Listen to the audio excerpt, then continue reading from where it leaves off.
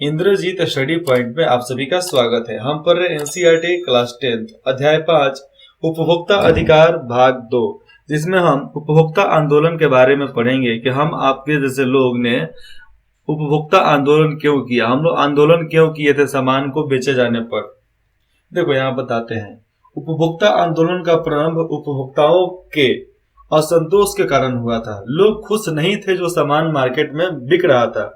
जैसे में दाल में बहुत ज्यादा मिलावट, कोई भी दाल ले लो मिलावट, चावल में मिलावट, सब्जी में मिलावट, मसाला में मिलावट आ गया, कड़ू तेल में मिलावट, दवा में मिलावट, कपड़ा में मिलावट, खराब सामान, खराब दवा, ये सब आते थे। इसलिए हमको असंतोष था, कारण था कि हम बीमार होते थे। इसलिए हम लोग आंदोलन किए, क्योंकि विक्रेता कई अनुचित व्यवसायिक व्यवहारों में शामिल होते थे। क्योंकि जो बेचने वाले थे बहुत ज्यादा अनुचित व्यापार करते थे। बाजार में उपभोक्ता को शोषण से बचाने के लिए उस समय कोई कानून व्यवस्था उपलब्ध नहीं था। लंबे समय तक जब एक उपभोक्ता एक विशेष ब्रांड उत्पादक या दुकान से संतुष्ट नहीं होता था। अब देखो, जो उपभोक्ता है कोई भी ब्रांड से, चाहे दुकान हो, चाहे मॉल हो, चाहे कुछ भी, उसके उत्पादन से संतुष्ट नहीं होता था, तो सामान्यतः वह उस ब्रांड उत्पादक को खरीदना बंद कर देता था। जो ब्रांड बिकता था ज्यादा, उस ब्रांड को खरीदारी उसकी बंद हो जाती थी। यही नियम था जिसके वजह से कितने दुकानदार बंद हो गए, क्योंकि गलत बेचोगे तो गलत लोग खरीदेगा थोड़े। यह मान लिया जाता था कि यह उपभोक्ता की जिम्मेदारी है, मतलब ये मानकर बेचा जाता था कि चलो खरीदने वाले की जिम्मेदारी है कि क्या खरीद रहे हैं, अच्छा लगे तो खरीदे, ना लगे तो मत खरीदे।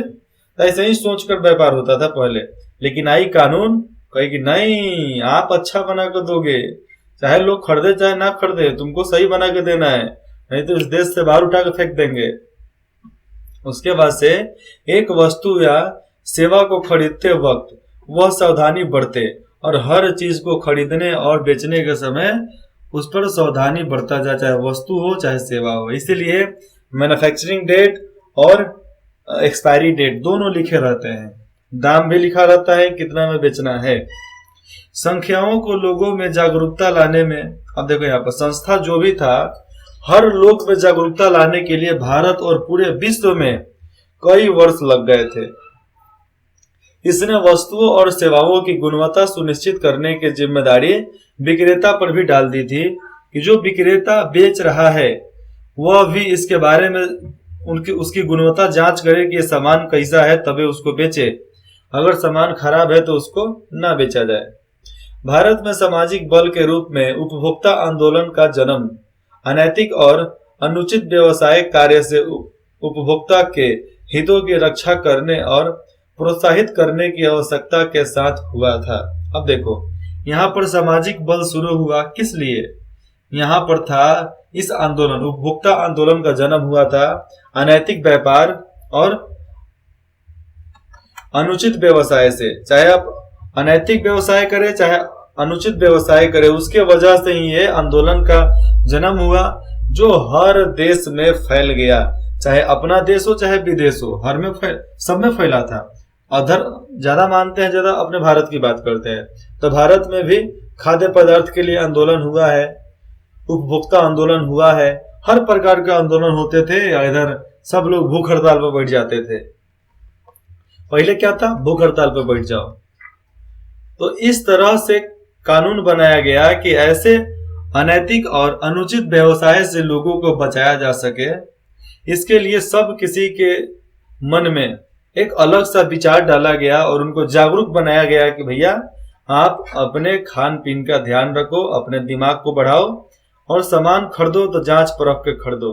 यहाँ पर देखो, एक सामान खरीदना है तो हम 40 बार पूछते हैं कि ये खरीदें वो खरीदें, ये खरीदें वो खरीदें, ठीक है। लेकिन कभी जिंदगी में अहम फैसला लेना है, जरूरी फैसला लेना है, तो उस समय सारा पूछताछ खत्म कर देते हो आप सब। जब सबसे ज्यादा जरूरत होती थी उसकी, जब भी महंगा सामान खरीदो तो किसी से पूछ लो कि हम ले रहे हैं तो अच्छा है कि नहीं है। अत्यधिक खाद्य की कमी हो गई, जमाखोरी चालू हो गया। काला बाजारी खाद्य पदार्थों एवं खाद्य तेल में मिलावट की वजह से 1960 के दशक में व्यवस्थित रूप से उपभोक्ता आंदोलन का उदय हुआ और 1960 में यह आंदोलन शुरुआत हुआ था। क्यों? क्योंकि खाद्य की कमी कर दी गई, जमाखोरी चालू हो गया, लोग गोदाम में भर देते थे कि महंगा होगा तो बेचेंगे, कालाबाजारी चालू हो गया और खाद्य पदार्थ में मिलावट चालू हो गया, तेल में मिलावट।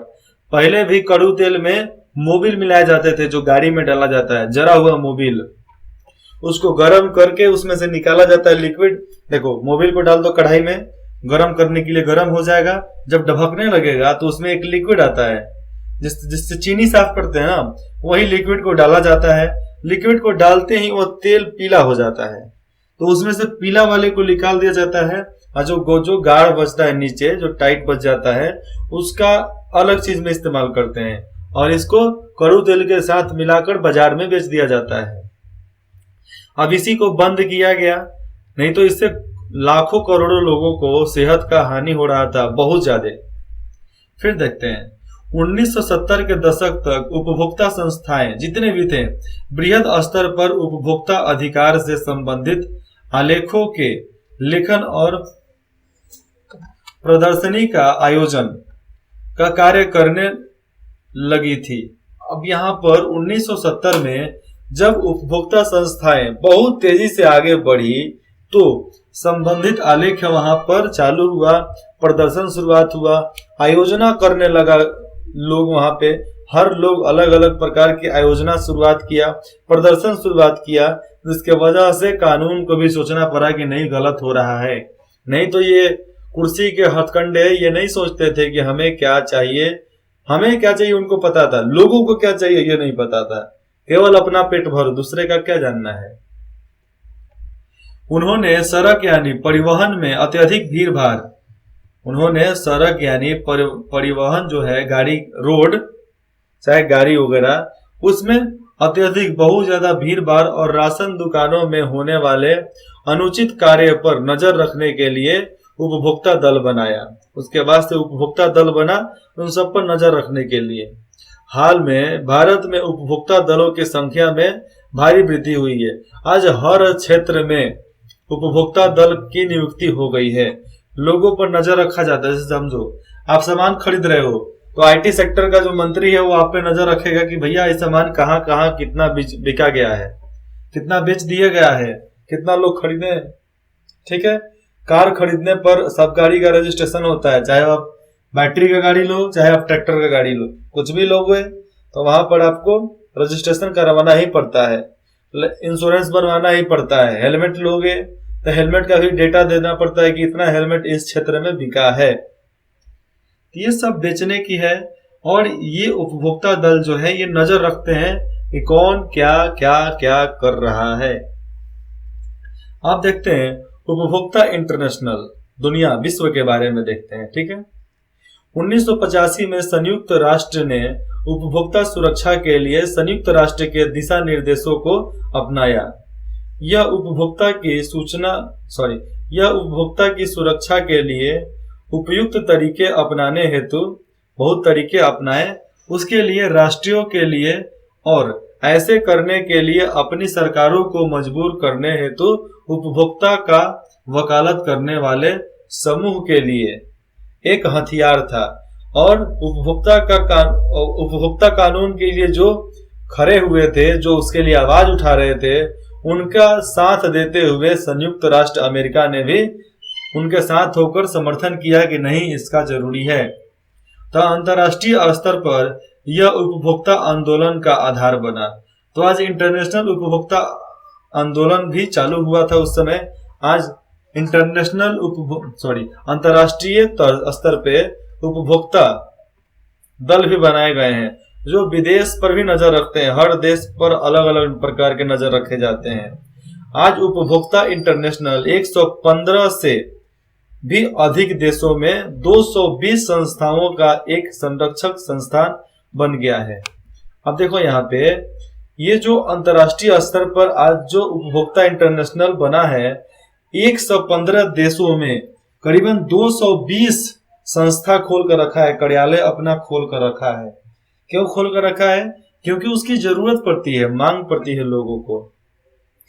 इन सभी प्रयासों के परिणाम स्वरूप यह आंदोलन जो चालू हुआ था, उपभोक्ता आंदोलन, बृहद स्तर पर बहुत बड़ी तौर पे उपभोक्ताओं के हितों के खिलाफ और अनुचित व्यवसाय शैलियों को सुधारने के लिए व्यवसायिक कंपनियां और सरकार दोनों पर दबाव डालने में सफल हुआ।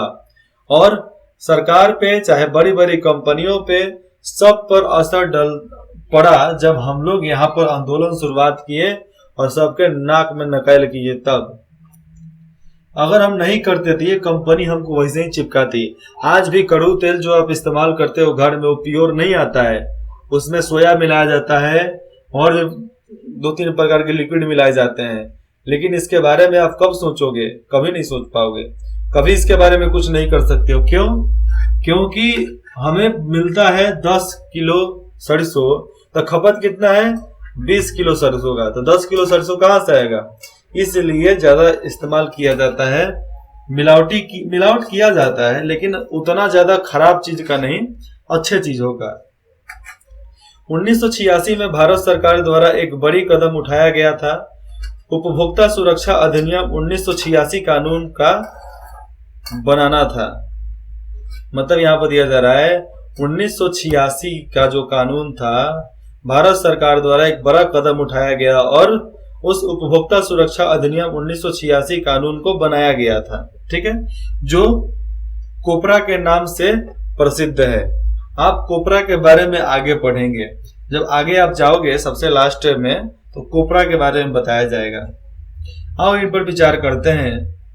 क्या उपभोक्ता दलों द्वारा कौन से उपाय अपनाए जा सकते हैं और उपभोक्ता द्वारा कौन कौन सा उपाय है जो अपनाया जा सकता है गलत व्यापारी के लिए, गलत व्यापार हो रहा है उसके लिए। 2 नंबर, नियम एवं कानून होने के बावजूद उनका अनुपालन नहीं होता है, क्यों? विचार विमर्श करें। कस्टमर फोरम यहाँ पर दिया गया है, दिल्ली हेड ऑफिस, यहीं पर आप बताया जा सकता है कस्टमर फोरम। समझ में आ गया? यहाँ पर उपभोक्ता शिकायत केंद्र है जहां पर आप जाकर शिकायत कर सकते हैं, और ऐसे केंद्र बहुत ज्यादा अब खुल चुके हैं। उपभोक्ता अधिकार, अब देखते हैं अधिकार अपना क्या क्या है, जिससे हम जान लें। सुरक्षा सबका अधिकार है, सुरक्षा सबका अधिकार है। तो रेजी का कष्ट के बारे में जानते हैं। रेजी मैथ्यू उनका पूरा नाम था। कक्षा 9 का एक स्वस्थ लड़का, एकदम स्वस्थ लड़का, केरल के एक निजी चिकित्सालय में टॉन्सिल, गले में जो हो जाता है ना, टॉन्सिल निकलवाने के लिए भर्ती हुआ था। ठीक है, टॉन्सिल कहाँ का होता है? टॉन्सिल गले का होता है, उसको निकलवाना था। एक आईएनटी, किसको बोलते हैं, सॉरी आईएनटी, एक आईएनटी सर्जन ने सामान्य बेहोशी की दवा देकर टॉन्सिल निकालने के लिए ऑपरेशन किया, गले का ऑपरेशन किया। उसके बाद से देखो वहां पर होता क्या है। अनुचित बेहोशी के कारण रेजी में दिमागी असामान्यताओं के लक्षण आ गए। गलत तौर पर उनको बेहोश किया गया था, इसके वजह से उनके दिमागी संतुलन खराब हो गया, जिसकी वजह से वह जीवन भर के लिए अपंग हो गया, मतलब चलने फिरने लायक नहीं बचा। उसके पिता ने सेवा में चिकित्सा की गलती और लापरवाही के लिए राज्य उपभोक्ता विवाद निवारण समिति में 5 लाख के मुआवजे का दावा किया था। कितना? 5 लाख के मुआवजे का दावा किया। राज्य समिति ने यह कहकर मामला खारिज कर दिया कि सबूत पर्याप्त नहीं है। रेजी के पिता ने दिल्ली स्थित राष्ट्रीय उपभोक्ता विवाद निवारण समिति में पुनः अपील की। मामले की जांच करने के बाद राष्ट्रीय समिति ने अस्पताल को चिकित्सा में लापरवाही का दोषी पाया और हर्जाना देने का निर्देश दिया, और इसके अनुसार उस अस्पताल का लाइसेंस भी रद्द कर दिया गया था। तो देखो, एक छोटी सी गलती की वजह से इसको जीवन भर अपंग रहना पड़ा कि नहीं, पैर काम करना बंद कर दिया। क्योंकि टॉन्सिल कोई मामूली डिजीज नहीं होता है, बहुत बड़ा डिजीज होता है, पत्थर जैसा हो जाता है गले में। रेजी का व्यथा क्या था? यह साबित करती है कि रेजी का जो हालत है वो साबित करती है कि कैसे एक अस्पताल के चिकित्सकों और कर्मचारियों द्वारा बेहोश करने में लापरवाही के कारण छात्र जिंदगी भर के लिए अपंग हो जाता है। जब हम एक उपभोक्ता के रूप में बहुत सी वस्तुओं और सेवाओं का उपयोग करते हैं तो हमें वस्तुओं के बाजारीकरण और सेवाओं के प्राप्ति के खिलाफ सुरक्षित रहने का अधिकार होता है। अब देखो यहाँ पर जब भी हम उपभोक्ता तो हैं, ठीक है, जब भी हम किसी वस्तु को चाहे सेवाओं को उपयोग करते हैं चाहे खरीदते हैं उसको, तो बाजारीकरण चाहे सेवा हो गया, उसके प्रति हमें सुरक्षित रहने का अधिकार होता है, क्योंकि ये जीवन और संपत्ति के लिए खतरनाक होते हैं। आज आप बाजार का कोई भी सामान उठा लो, मिलावट नहीं हो तो आप बताओ मेरे को। सोयाबीन मिलावटी है, रिफाइन मिलावटी है, करू तेल मिलावटी है। खाने का बता दूं, सड़ा हुआ खाना, चाउमीन, मैगी, बर्गर, पिज्जा, ये सब कभी नहीं खाना चाहिए। मैदा नहीं खाना चाहिए, लेकिन फिर भी हम मैदा खाते हैं क्योंकि बहुत टेस्टी होता है ना, जबान को कौन रोकेगा। पानी पूरी नहीं खाना चाहिए क्योंकि पहले का पानी पूरी अच्छा बनता था, आज का पानी पूरी उतना अच्छा नहीं होता है, लेकिन फिर भी कभी कभी खाना चाहते हो तो खा लो। लेकिन मैं बता दूं कि जो भी 100-200 साल जीते थे वो कभी भी मैगी नहीं खाए, पिज्जा नहीं खाया, पास्ता नहीं खाया, चाउमीन नहीं खाया और बर्गर नहीं खाया। ऐसे बर्गर तो कुछ थोड़ा मोड़ा खाने लायक होता है। पाव रोटी खाते थे, पहले से ही पाव रोटी चलता था, लेकिन ये फैक्ट्री में नहीं, उस समय आराम से बनाया जाता था। अभी तो ईस्ट पाउडर डाल के बनाए जाते हैं, पहले ईस्ट पाउडर नहीं डाला जाता था, नॉर्मली बन जाते थे। क्योंकि पहले गाय का खोआ डालते थे, उसमें दूध का खोआ जो होता है ना, खोआ डालते हैं और उसमें ये दही डाला जाता था, इसलिए वो फूलता था ज्यादा। अब वो सब प्रथा ही खत्म हो गया, कोई डालता ही नहीं है। क्या कि यार छोटा सा मतलब पाउडर आता है, पाउडर डाल दो ना, खत्म हो गया, खावा सोडा डाल देते हैं। तो हर चीज में मिलावट है। ज्यादा जीना है तो फालतू का खाना, कचरा खाना छोड़ दो, तभी जी सकते हो, अन्यथा गड़बड़ भैया, नहीं होगा। ऐसे बहुत सी वस्तुओं और सेवाएं हैं जिन्हें हम खरीदते हैं तो सुरक्षा की दृष्टि से खास सावधानी की जरूरत होती है। आप कुछ भी खरीदो तो उसको सावधानी बरतने के बाद ही खरीदो। उसका मैन्युफैक्चरिंग डेट और एक्सपायरी डेट चेक कर लो। अगर खाने में थोड़ा सा भी खराब लग रहा है उसको फेंको नहीं, उसके खिलाफ कंप्लेन करो, अपील करो, थाने में करो, उपभोक्ता सेंटर पे जाकर करो, नहीं तो दुकान पे करो। उदाहरण के लिए प्रेशर कुकर में एक सेफ्टी वाल्व होता है। आप किसी भी प्रेशर कुकर में उठा लो, किसी भी प्रेशर कुकर को ले लो, मतलब कुकर जो घर में खाना बनता है, उसमें देखना एक सेफ्टी वाल्व होता है कि नहीं। जैसे आप ढक्कन लगाओगे ना, ढक्कन के ठीक आगे होता है सेफ्टी वाल्व। वो कभी कभी फट जाता है, मतलब वो लीक हो जाता है ना, जिसकी वजह से कुकर फटने से रुक जाता है। तो पहले कुकर फटता था क्यों? क्योंकि वो नहीं होता था। आज कुकर क्यों नहीं फटता है? क्योंकि आज उसमें सेफ्टी वाल्व होता है, जो यदि खराब हो तो भयंकर दुर्घटना का कारण हो सकता है। अगर वो खराब हो जाए तो बहुत बड़ी दुर्घटना हो सकती है। सेफ्टी वाल्व के निर्माताओं को इसकी उच्च गुणवत्ता सुनिश्चित करनी चाहिए और सेफ्टी वाल्व की गुणवत्ता की जांच करने के बाद ही उसमें लगाना चाहिए। आपको सार्वजनिक या सरकारी कार्यवाहियों को देखकर यह सुनिश्चित करना होगा कि आपको देख लो, सार्वजनिक तौर पर जो सरकारी काम हो रही है, चाहे कोई भी कार्य, उसको देखकर सुनिश्चित करना होगा कि उसकी गुणवत्ता का पालन किया जा रहा है कि नहीं पालन किया जा रहा है। जो भी आप सामान खा रहे हो तो जो उसमें सही मात्रा होनी चाहिए, पड़ रहा है कि नहीं पड़ रहा है, इसके बारे में आपको जानकारी होनी चाहिए, तभी आप देश को आगे बढ़ाने में मदद कर सकते हो। फिर भी हमें बाजार में निम्न गुणवत्ता वाले उत्पादक प्राप्त होते हैं। अब देखो, फिर भी कितना भी हम देखते हैं तो बहुत कम गुण वाले सामान हमको आसानी से मिल जाते हैं। जैसे में आप कुछ भी खरीदोगे ना, उसमें पूरा मात्रा में नहीं डाला जाता है, क्योंकि इन नियमों का पर्यवेक्षण, जो भी पर्यवेक्षण होता है यहाँ पे, प्रशिक्षण उसका होता है, उचित रूप से नहीं हो रहा है।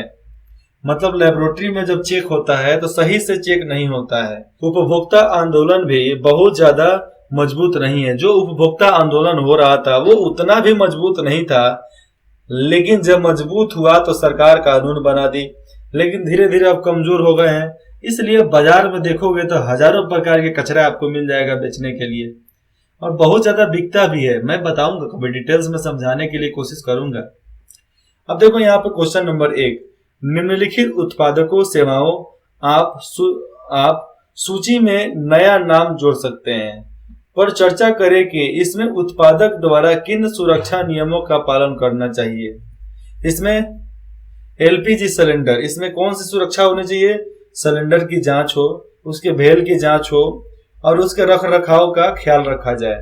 अब देखो सिनेमा थिएटर में होता है कि एसी हमेशा साफ हो, कचरा ना हो, वहां पर कोई बाथरूम वगैरह कर दे तो उसको साफ सफाई रखा जाए, ज्यादा हल्ला नहीं होना चाहिए और दम नहीं घुटना चाहिए। वैसा वहां पर जरूरत चाहिए कि ऐसा सिस्टम ला दें, ऐसा वातावरण वहां पर करे।